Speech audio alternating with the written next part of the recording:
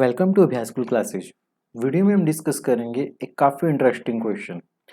इसे intuitively solve करेंगे। पहले हम इसकी स्टेटमेंट देखेंगे।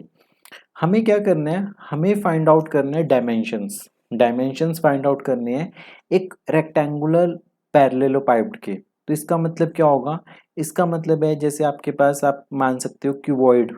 ठीक है, आप क्या मान सकते हो, क्यूबॉइड मान सकते हो, ऐसा कुछ।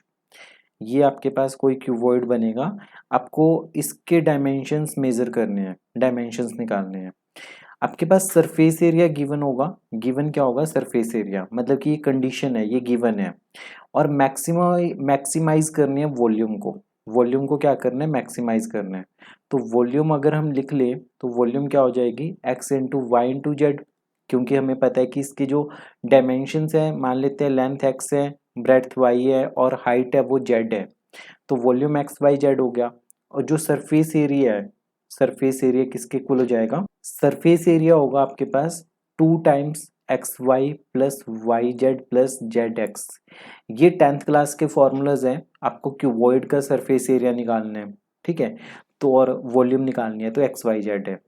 अब ये चीज आपको हमेशा याद होनी चाहिए कि अगर पैरेललोपाइड या क्यूबॉइड का, तो ऐसा कौन सा क्यूबॉइड होगा जिसकी मैक्सिमम वॉल्यूम होगी। तो उस केस में आपके पास इसका आंसर होगा क्यूब। तो अगर एक्स वाई जेड तीनों इक्वल हो जाए, उस केस में जो भी आंसर आपके पास निकलेगा, वो जो भी फिगर बनेगी वो क्यूब बनेगी। अगर ये तीनों बराबर हो जाए एक्स वाई जेड, तो उसकी वॉल्यूम भी सबसे मैक्सिमाइज होगी, सबसे बड़ी वॉल्यूम होगी उसकी। ठीक है, तो ये इंट्यूटिवली आपको पता होना चाहिए ये वाली चीज। अब इसे प्रॉपर सॉल्व करते हैं हम अपने लैग्रेंजे मेथड ऑफ मल्टीप्लायर से। हमें इसकी मैक्सिमम वैल्यू निकालनी है। ठीक है, वो पॉइंट भी निकालने जिस पे निकलेगी। तो हमने f को क्या लिखा, f को लिखा f प्लस लैम्डा जी के बराबर, that is x y z plus lambda into 2 lambda into आपके पास बनेगा x y plus y z plus z x के बराबर। ठीक है, अब यहाँ से क्या करेंगे, यहाँ पे लैम्डा जो है वो क्या है, लैग्रेंजे मल्टीप्लायर है। लैग्रेंजे मल्टीप्लायर है, लैम्डा क्या चीज़ है, लैग्रेंजेस मल्टीप्लायर है। तो यहाँ से हम निकालेंगे एफ एक्स की वैल्यू। एफ एक्स की वैल्यू किसके इक्वल आ जाएगी, y z plus 2 lambda y plus z equal to 0 के बराबर। और एफ वाई की वैल्यू किसके इक्वल आ जाएगी आपके पास, एक्स जेड प्लस 2 लैम्डा और into x plus z equal to 0 के बराबर। और एफ जेड की वैल्यू किसके इक्वल आएगी, x y plus 2 lambda x plus Y equal to 0 के इक्वल। तो मान लेते हैं कि ये हमारे पास इक्वेशन नंबर 1 है, ये इक्वेशन नंबर 2 है, ये इक्वेशन नंबर 3, 4 और 5 है। तो इक्वेशन नंबर 3, 4 और 5 को हमें सॉल्व करना है। तो हम क्या करेंगे, सबसे पहले 3 को मल्टीप्लाई करेंगे x से, 4 को मल्टीप्लाई करेंगे y से।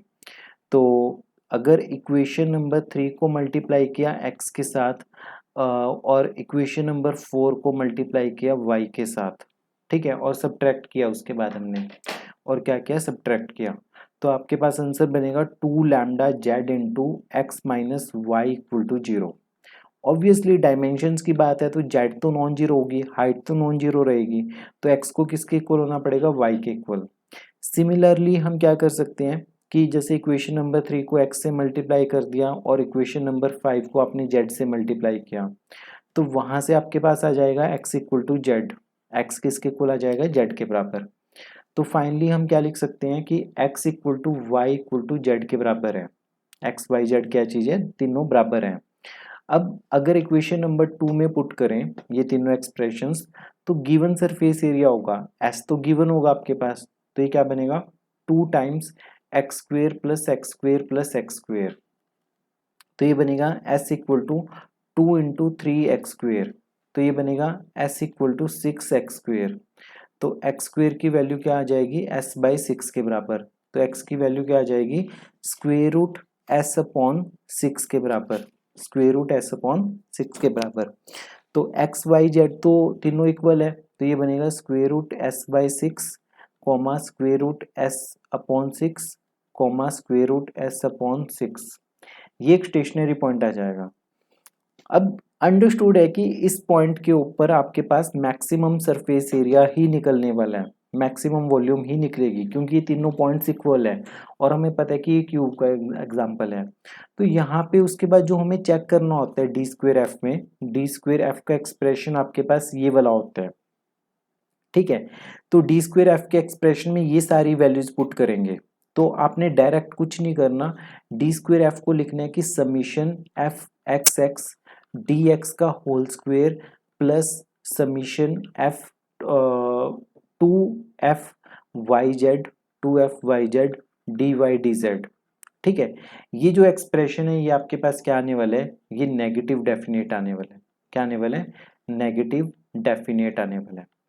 जस्ट बिकॉज की नेगेटिव डेफिनेट है तो इसका मतलब कि ये जो पॉइंट है ये पॉइंट ऑफ मैक्सिम है, तो मतलब कि जो वॉल्यूम होगी, जो वॉल्यूम होगी, volume is maximum at, volume is maximum at किस पॉइंट के ऊपर, square root S by six के ऊपर, square root S by six और square root S by six के ऊपर, ठीक है। तो ये आपके पास आंसर आ गया। आंसर क्या आ गया, हमें डायमेंशंस फाइंड आउट करने थे रेक्टेंगुलर पैरेललोपाइड के गिवन सरफेस एरियाज। तो एग्जांपल के लिए मान लेते हैं कि आपके पास 36 एरिया दिया हुआ है, किसी पैरेललोपाइड का जो एरिया दिया हुआ है वो मान लेते हैं कि आपके पास क्या दिया हुआ है, मान लेते हैं कि 36 एरिया दिया हुआ है। तो बताओ कि मैक्सिमम वॉल्यूम के साथ क्या डायमेंशंस होंगे। तो आप डायरेक्ट कर सकते हो 36/6, 36/6 और 36/6, ये डायमेंशंस होंगे लेंथ ब्रेड्थ और हाइट के, ठीक है। तो इम्पॉर्टेंट क्वेश्चन है, बहुत इंट्यूटिवली आने वाला क्वेश्चन, आपको आना चाहिए। ऐसे क्वेश्चन 9th-10th क्लास में भी काफ़ी होते थे, पर अभी हम जो हायर मैथमेटिक्स हैं, जो मल्टी वेरिएबल कैलकुलस है, उसका यूज़ करके हम अपने बेसिक्स देख रहे हैं कि कैसे जनरेट होते थे। क्योंकि मैक्सिमम वॉल्यूम क्यूब की होगी, जितनी भी क्यूबॉइड्स की फैमिली होगी उसमें मैक्सिमम वॉल्यूम किसकी होगी, क्यूब की होगी। तो गिवन सरफेस एरिया के साथ हमने डायमेंशंस निकाले हैं इसमें। मिलते हैं अपनी अगली वीडियो में, तब तक पढ़ते रहिए, प्रैक्टिस करते रहिए अभ्यास कुल के साथ।